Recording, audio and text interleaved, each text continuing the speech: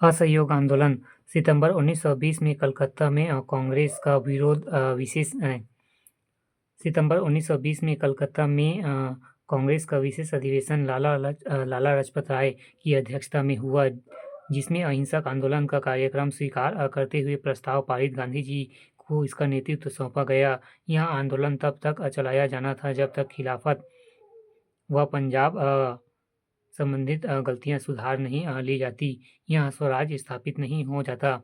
नागपुर में दिसंबर 1920 में कांग्रेस के वार्षिक अधिवेशन में इसके अध्यक्ष विजय राघवाचारी गांधी जी के असहयोग कार्यक्रमों को स्वीकार कर लिया गया। कांग्रेस द्वारा नया लक्ष्य घोषित पुराना लक्ष्य साम्राज्य के अंतर्गत स्वशासन, नया लक्ष्य शांतिपूर्व एवं वैधानिक तरीके से स्वराज।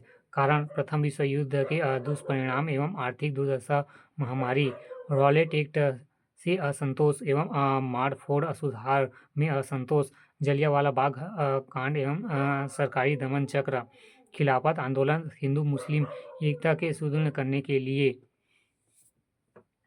असहयोग आंदोलन के कार्यक्रम। जनवरी 1921 में असहयोग आंदोलन प्रारंभ हो गया। असहयोग आंदोलन के कार्यक्रमों के दो पक्ष थे। प्रथम नकारात्मक या बहिष्कार परक तथा द्वितीय बहिष्कार के विकल्प में रचनात्मक कार्यक्रम। सरकारी उपलब्धियों का त्याग, विदेशी माल का बहिष्कार, स्वदेशी एवं खादी का प्रयोग, चरखा, सरकारी स्कूलों का बहिष्कार, राष्ट्रीय शिक्षा संस्थानों की स्थापना, सरकारी अदालतों का बहिष्कार, पंचायत के माध्यम से निपटारा, सरकारी नौकरियों का त्याग, जन सेवा, नशाबंदी एवं अछूत उद्धार, विधानमंडलों का बहिष्कार एवं शासकीय समारोहों का बहिष्कार। आंदोलन का विस्तार। आंदोलन ने शीघ्र ही अखिल भारतीय रूप का ग्रहण कर लिया। इस संघर्ष के दौरान सरकार के विरुद्ध प्रयुक्त किया जाने वाला मुख्यतः हथियार विधानमंडलों तथा शैक्षणिक संस्थाओं का बहिष्कार था। जामिया मिलिया इस्लामिया, अलीगढ़ बिहार विद्यापीठ, काशी विद्यापीठ एवं गुजरात विद्यापीठ की स्थापना इसी समय हुई। अनेक वकीलों ने वकालत छोड़ दिए। इसमें C.R. दास एवं मोतीलाल नेहरू, राजेंद्र प्रसाद, राजगोपालचारी, सरदार पटेल जैसे लोग शामिल थे। असहयोग आंदोलन संचालन हेतु तिलक स्वराज कोष एवं स्थापित 6 माह में ही 1 करोड़ रुपए जमा। पूरे देश विदेश वस्त्रों की होली जलाई गई एवं खादी स्वतंत्रता का प्रतीक बन गई।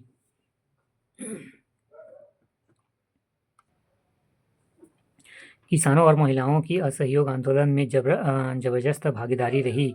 मादक पदार्थों के खिलाफ आंदोलन चलाया गया। 1921 में प्रिंस ऑफ वेल्स के आगमन पर स्वागत राष्ट्रव्यापी हड़ताल किया गया। सरकारी प्रतिक्रिया। सरकार ने कांग्रेस और खिलाफत स्वयं सेवक संगठनों को गैरकानूनी घोषित कर दिया। आंदोलन को दबाने के लिए चलाए गए दमन चक्र में अनेक मारे गए, घायल हुए। 1 वर्ष के अंदर 30,000 नेता एवं कार्यकर्ता गिरफ्तार कर लिए गए।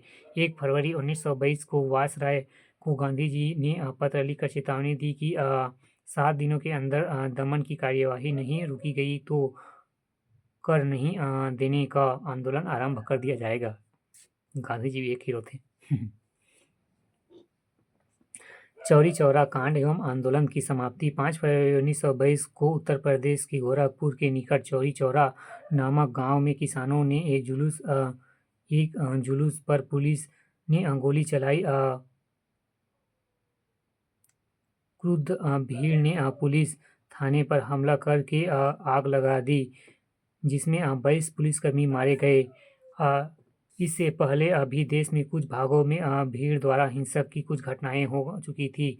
गांधी जी को भय था कि जन उत्साह और जोश के इस वातावरण में आंदोलन आसानी से हिंसक मोड़ ले सकता है।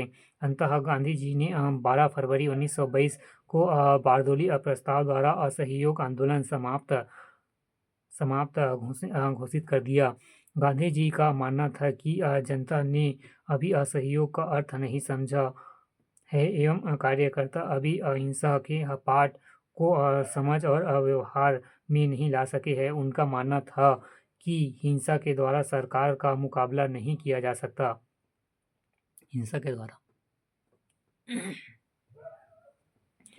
इसके इसके इसके इस निर्णय में सर्वत्र निराशा और क्षोभ व्याप्त हो गया। सुभाष चंद्र बोस ने इसे राष्ट्रीय विपदा की संख्या दी और उनकी कार्य पद्धति की तानाशाह की तरह बताया।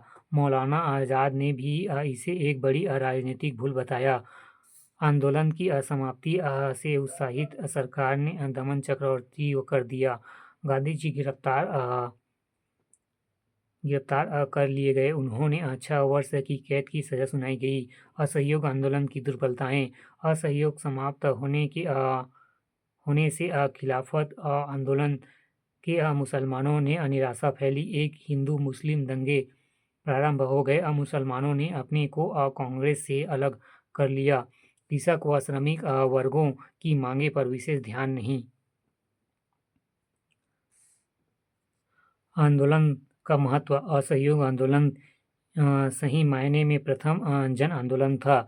इस आंदोलन में महिलाओं की भागीदारी अभूतपूर्व थी। कांग्रेस के रचनात्मक कार्यक्रम, खादी चरखा, राष्ट्रीय शिक्षण संस्थानों का संचालन एवं स्वदेशी आदि राष्ट्रीय आंदोलन के इतिहास में नवीन उपलब्धि थी।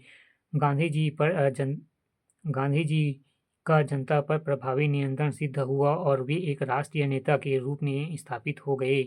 भारतीय जनता के मन से भय की भावना समाप्त हो गई और आत्मविश्वास की भावना का संचार हुआ।